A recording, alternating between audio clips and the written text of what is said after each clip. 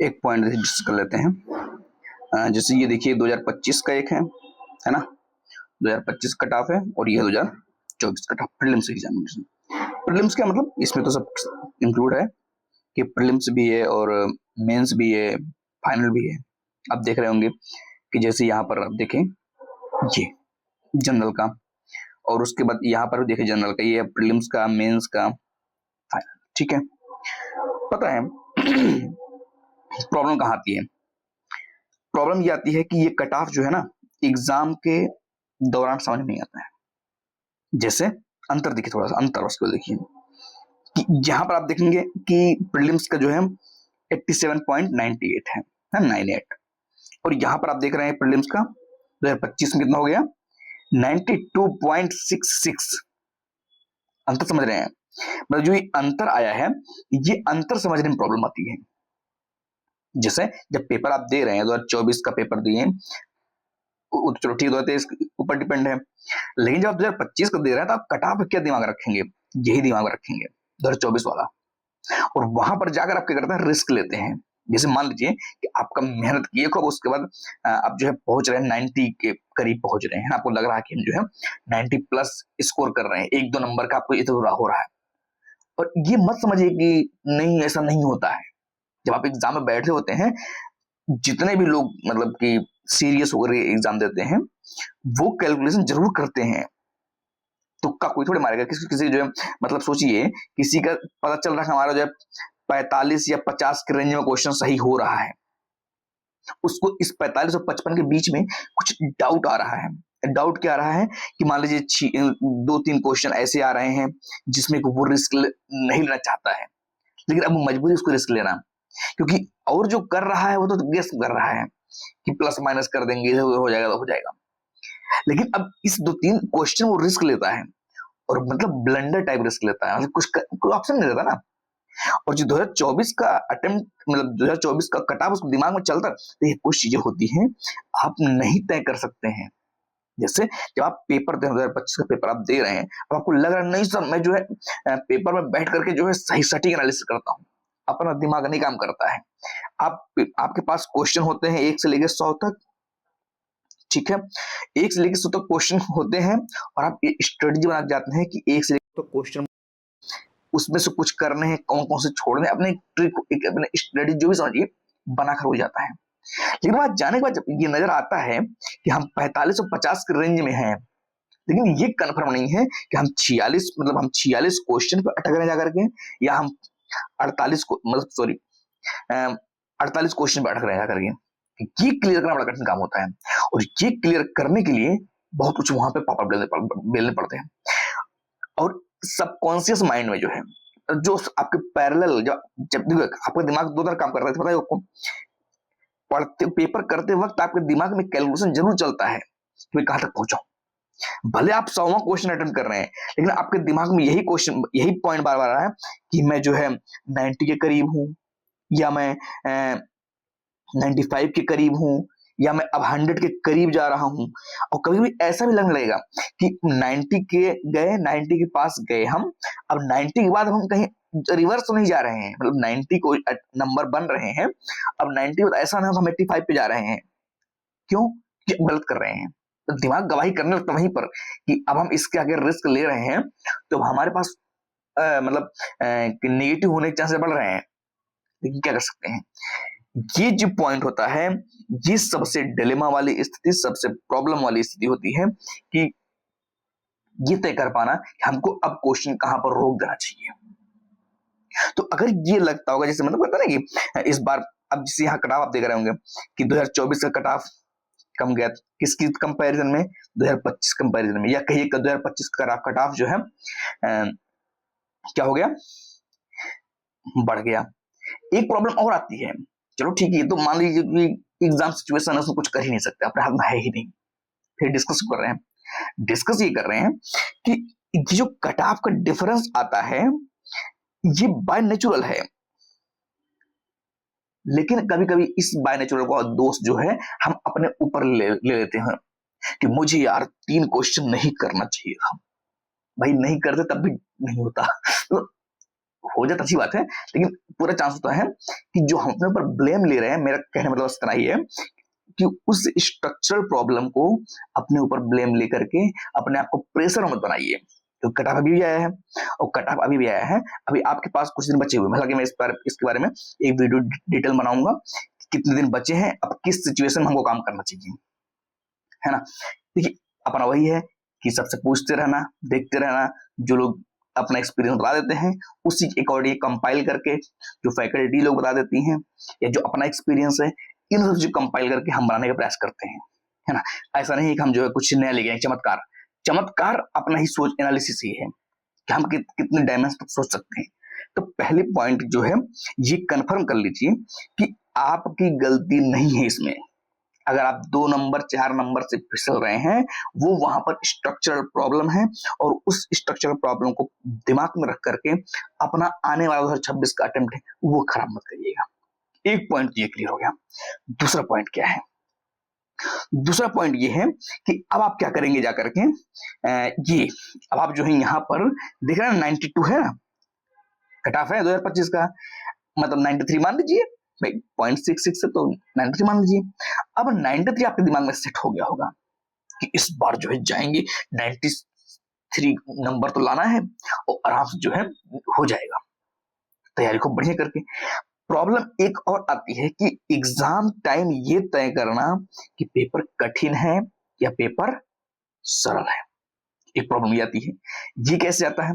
ये प्रॉब्लम इसलिए आता है कि जैसे मान लो 2 क्वेश्चन आप देखा, बहुत एकदम इजी टाइप का, है ना, तो लग गया रहा पेपर तो बहुत इजी है, इजी कट ऑफ बढ़ जाएगा।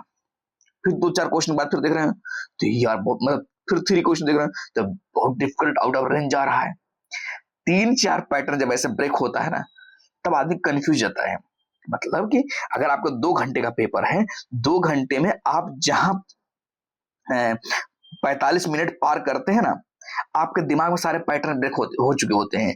एक बार इजी लगेगा, एक बार मॉडरेट लगेगा, एक बार फिर डिफिकल्ट लगने लगेगा, हार्ड लगने लगेगा, फिर आएगा, फिर एक लगेगा कि हाँ इजी है, फिर कहीं हार्ड लग जाएगा, फिर कहीं मॉडल लगे।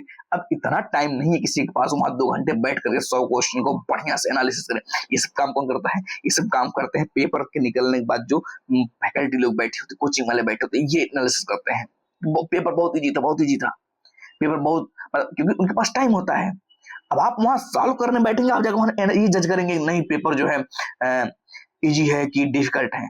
2-4 क्वेश्चन आप एनालिसिस नहीं कर पाएंगे वहां पर। तो कहने मतलब क्या है? कहने मतलब ये है कि ये जो गैप है आप वहां पर भी इसको सॉल्व नहीं कर पाएंगे, है ना। अभी आपको बड़ी खुशी मिल रही होगी कि मतलब कि मैं जो है, मैं तो 100 नंबर की तैयारी कर रहा हूं, और वहां पर जाने के बाद जो है 100 के मार के आऊंगा, है ना, कट पिट करके तो आ ही जाएगा 95, और जहां 95 आया काम खत्म, सिलेक्शन प्रीलिम्स। लेकिन नहीं होता ऐसा। मतलब क्या कि इस भ्रम में भी मत रहिए कि हम यहां से तय करके जाएंगे, कट ऑफ वहां पर सेट कर लेंगे। वहां पर सेट नहीं होगा। आप वहां जज नहीं कर पाएंगे कि क्वेश्चन पेपर इजी है, डिफिकल्ट है, मॉडरेट है। सिंपली जो अपना बिहेवियर है उस बिहेवियर को वहां जाकर के रिप्रेजेंट कर देना, सिंपल सी बात है। जितना नॉलेज आता है, अगर आपको लगता है कि पेपर में 100 क्वेश्चन 100 नंबर मेरे बन रहे हैं तो ठीक है, नहीं बन रहे तो 90 बन रहे हैं, हो सकता है कट ऑफ गिर जाए। अब ये नहीं है कि अब जैसे यहाँ पर क्या है, अभी जैसे मान लीजिए अब यहाँ पे आप सेट कर गए हैं कि हमको तो जो है भाई अगर 95 नहीं लेके आएंगे तो भाई ये हो जाएगा, वो हो जाएगा। पता चला अगली बार कटा चला गया जो है ये वाला 87 या 85 ये चला गया। अब आप यहाँ पर जो है अभी यहाँ पर आप 95 जो लेके चल रहे हैं, इसकी वजह से 3-4 क्वेश्चन गलत करेंगे। कहते हैं जबरदस्ती करना पड़ता है, और उस जबरदस्ती में गलती कर बैठते हैं। ठीक है, तो एक चीज तो ये भी आप कुछ नहीं कर सकते। अगर आपको लग रहा है कि हम कटाव देख करके बवाल मचा देंगे, कटाव देख के कोई बवाल मचने वाला नहीं है। सेम सेम रहेगा। मचेगा बवाल तभी जब पढ़ाई और रिवीजन और प्रैक्टिस ईमानदारी से होगी, है ना, बेईमानी से नहीं, ईमानदारी से। एक चीज तो ये, और एक पॉइंट आता है इस कटाव पे। देखिए जो 2024 का अटेम्प्ट दिए हैं, 2025 का भी दे रहे होंगे, दिए होंगे, मतलब तो 26 दे रहे। अब तो स्ट्रेटेजी बन रही 26 के लिए, लेकिन 2025 2024 जो दिए होंगे वो 87 मान के गए होंगे। ठीक है, और मैं 87.98 मतलब मान लीजिए 88 मान लीजिए, हर कोई इतना तो सबको समझता ही है। 88 मान लीजिए मान के गए होंगे, और वहां पर जाने के बाद ये जाकर के सोच रहे हैं हम 90 प्लस कर देंगे तो मेरा काम हो जाएगा। अब ये भाई गए और 90 प्लस मान लीजिए 92, 93, 95 मतलब इतना पहुंचे, 95 मान लेते हैं ना, 95। अब ये क्वेश्चन जबरदस्ती किया गया क्वेश्चन है ना। ये कब तुम ये 88 और 88 का 95 में कन्वर्ट करना वहां पर, ये जबरदस्ती का क्वेश्चन किया गया है कि मतलब कि मजबूरी है मेरी, आ भी नहीं रहा है। जिनके साथ ऐसी स्थिति आई वो ये 95 पहुंचने के चक्कर में पहुंच गए होंगे कहां पर, 86 या 85 में। क्यों? क्योंकि इस कट ऑफ वजह से, हालांकि क्लियर तो वैसे नहीं होता, लेकिन इसी में कुछ ऐसे लोग होंगे कि जो ये मान रहे होंगे कि क्या पता अगर इस बार कट ऑफ जो है 88 गया है, जिनको भाई लग गया क्योंकि पेपर टफ है ना, तो जिनको ये नजर आया होगा उनको लगा होगा यार 88 कट ऑफ है, अभी 88 हो सकता है 85 हो जाए। इस उम्मीद में आकर घर पे खूब मेंस का शुरू, टेस्ट सीरीज, ये वो फलान ढिकान करना, पता चला रिजल्ट आ रहा है 1 महीने बाद। अब आप ये जो 1-1.5 महीना वो भी बर्बाद हो रहा है। अब इसमें आपने नहीं सर मुझसे गलती कुछ नहीं हुआ है, ये इस एग्जाम का पैटर्न ही ऐसा है कि अगर आप इस रेंज में हैं और नहीं क्लियर हुआ तो आपका जो है एक से जो है 1.5 महीने जाना है, क्योंकि उसके बाद तो दुख भी मनाना है ना, उसके बाद गम भी तो मिटाना है ना। कैसे गम मिटाएंगे? फिर गम मिटाना पड़ता है। अब गम मिटाने की कुछ अपनी अपनी स्ट्रेटजी होती है, मैं ये करूंगा, मैं वो करूंगा, मैं ऐसे करूंगा तब मेरा गम मिटेगा, और जब तक गम नहीं मिटेगा तब तक काम बनेगा नहीं। अब गम मिटाना जरूरी है। फिर 1-1.5 महीना इधर गया मेहनत करके, अब गम मिटा रहे हैं आधे महीने तक मन ही नहीं लग रहा है, जा रहे हैं घूम रहे हैं, कहीं पर घूम रहे, पागल लग रहा है कि दुनिया खत्म हो चुकी है। लेकिन सच बात यह है कि ये जो, और सबसे बड़ी समस्या क्या है ना, आपको दोषी ठहराया जाता है।